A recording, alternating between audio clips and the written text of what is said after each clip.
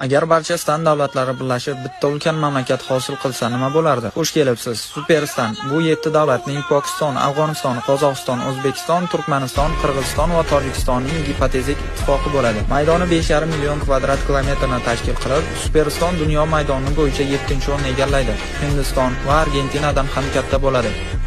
Superstanning tabiati xilma-xil bo'ladi. Qozog'istonning keng dashlari va cho'llaridan tortib, Afg'onistonning tik tog'lari hamda Pokistonning serhosil vodiylarigacha. Aholisi 321 million kishi bo'lib, bu dunyoda ko'rsatkich bilan 4-o'rnni egallaydi. Faqatgina Xitoy, Hindiston va AQShdan keyin. Aholining 64,5% Pokiston hissasiga to'g'ri keladi. Umumiy yalpi ichki mahsulot 773 milliard dollarni tashkil etib, dunyoda 20-o'rinda turadi. Taxminan Shveysariyaga teng. Iqtisodiyot Qozog'istonning neftiga, O'zbekistonning tabiiy gaziga va Afg'onistonning mineral zaxiralariga tayanadi. Pokistonning sanoat markazlari esa ishlab chiqarish va eksportni rivojlantiradi. Pokistonning yadro quroli tufayli Superstan kuchli